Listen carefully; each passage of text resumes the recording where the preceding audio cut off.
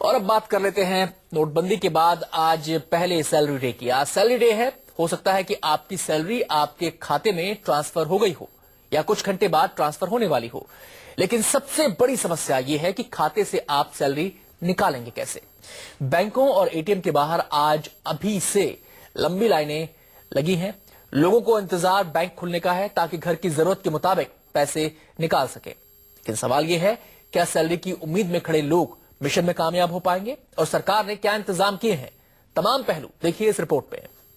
Salary के लिए खड़ा है क्योंकि एक्चुअली में घर में दाना पानी नहीं है। हमारा नंबर आएगा तो तक पैसा खत्म हो जाता है, दूसरे में जाके खड़े हो तो वहाँ 2 घंटा लगता है।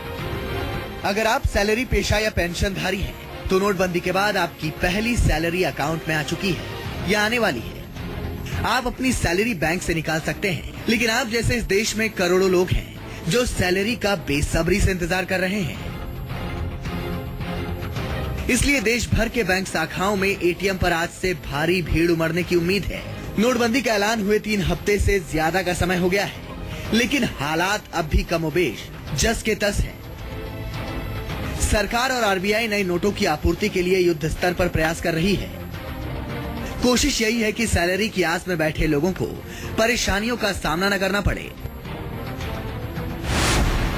मैसूर के प्रेस में 24 घंटे 500 और 2000 रुपए के नए नोट छापे जा रहे हैं और करीब 200 जवान इन नोटों को देश भर में पहुंचाने के लिए दिन रात लगे हुए हैं। सेना के जवान छपाई के काम में मदद कर रहे हैं। वह खुद भी पेपर को मशीन तक पहुंचाने, उसे मशीन में लोड करने, पैकेजिंग, लोडिंग और अनलोडिंग जैसे तमाम काम कर रहे हैं। अगर आप बैंक से सैलरी निकालने वाले हैं तो ये जानकारी आपको होनी चाहिए कि आप एक बार में अपनी पूरी सैलरी नहीं निकाल सकेंगे। एक सप्ताह में कुल 24,000 ही निकासी कर पाएंगे। 24,000 से कम सैलरी पाने वाले कर्मचारी पूरी सैलरी निकाल सकेंगे। आपको बता दें कि देश भर में अब तक 70% एटीएम को नए नोटों के हिसाब से सेट किया गया है। ऐसे में कुछ भीड़ एटीएम में भी लगे रहने की उम्मीद है। हालांकि एटीएम से एक दिन में केवल 2,500 रुपए ही निकाले जा सकेंगे। सरकार की ओर से सैलरी डे के लिए खास तैयारियां की गई हैं, जिससे लोगों को कैश की दिक्कत ना हो। वित्त मंत्रालय के सूत्रों के मुताबिक आरबीआई और बैंकों ने नकदी जारी करने में पिछले 4-5 दिनों में कटौती की है। ज्यादा कैश निकालने वाले इलाकों की पहचान की जाएगी। पहचान किए गए इलाकों में जरूरत के हिसाब से कैश भेजा जाएगा।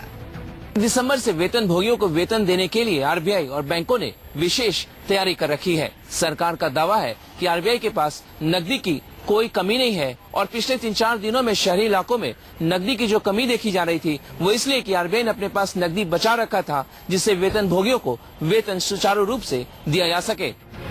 सरकार की कोशिश है कि सैलरी डे पर किसी को भी कैश के लिए ज्यादा परेशानियों का सामना नहीं करना पड़े। कारोबारी इलाके में ज्यादा कैश भेजने की खास तैयारी है। एटीएम में तेजी से दोबारा कैश भरने का भी इंतजाम किया गया है। 500 रुपए के नए नोटों को सरकार ने सैलरी डे के लिए खास तौर से बचाकर रखा था। हफ्ते भर में 500 रुपए के नए नोट भारी तादाद में उपलब्ध होंगे। एटीएम से एक दिन में 2,500 रुपए कैश निकालने की सीमा बढ़ा सकती है सरकार। आम आदमी अपनी सैलरी को लेकर परेशान है, तो मोदी सरकार के लिए भी यह हफ्ता किसी अग्नि परीक्षा से कम नहीं, क्योंकि नोटबंदी के बाद बैंकों के बाहर सबसे लंबी लाइन आज से लगने वाली है। ब्यूरो रिपोर्ट के साथ मनीष कुमार, दिल्ली, न्यूज़ 24। और सैलरी डे के लिए राज्य सरकारों ने भी अपनी तरफ से तैयारियां की हैं, जिससे लोगों को कैश की दिक्कत ना हो, बैंकों के बाहर लाइन ज्यादा लंबी ना लगे।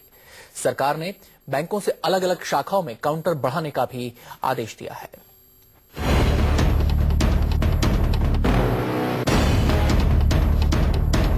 सैलरी डे पर ज्यादातर नौकरी पेशा शख्स अपनी चेकबुक और डेबिट कार्ड हाथ में लेकर बैंक या एटीएम के बाहर होगा।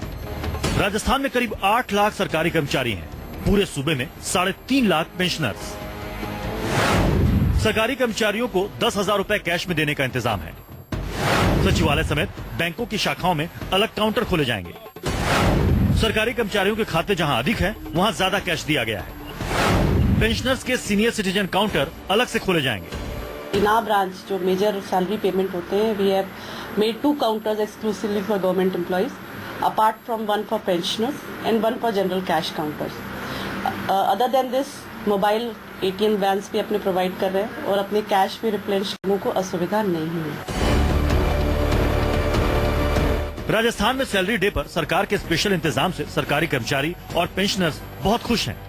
तनख्वाह वाला हफ्ता शुरू हो चुका है और बैंकों के बाद लंबी कतार है। राज्य सरकार ने भी अपने कर्मचारी और जो रिटायर कर्मचारी हैं पेंशन लेने वाले उनके लिए खास सुविधाएं कर रखी है। सर, सरकार ने अलग काउंटर आप लोगों के लिए बनाने की बात कही है जी।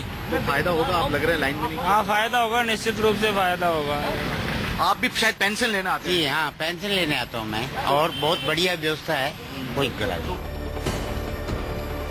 महाराष्ट्र सरकार भी अपने कर्मचारियों को सैलरी का कुछ हिस्सा कैश में देने का प्लान कर रही है, लेकिन सरकार ये भी मानती है कि सैलरी डे पर कर्मचारियों की जरूरत भर कैश मौजूद नहीं है।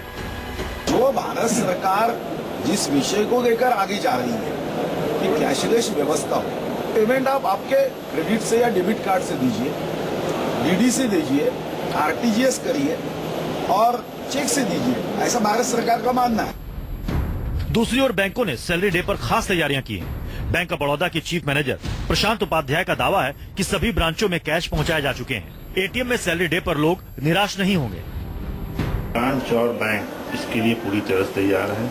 अगली बार सैलरी के बाद जो लोग विड्रॉ करेंगे उन्हें कैश के लिए 500, 2000 छोटे डिनोमिनेशन के नोट्स हमारे पास अवेलेबल हैं और हमारे जितने भी ATMs हैं रेगुलर इंटरवल पे उसमें कैश लोडिंग हो रही है। ऑब्वियस है कि कैश कम लोड हो पा रहा है क्योंकि नोट का वैल्यू कम हो जा रहा है। बैंकों की कोशिश है कि सैलरी अकाउंट होल्डर्स और पेंशनर्स को कोई खास तकलीफ ना हो। इसके लिए बैंकों ने अपने कर्मचारियों की छुट्टियां भी रद्द कर दी हैं, जिससे लोगों को सैलरी डे पर बैंक से बिना कैश खाली हाथ घर ना लौटना पड़े। जयपुर से KJ श्रीवत्सन और मुंबई से दीपक दुबे के साथ विनोद जगदाले, न्यूज़ 24।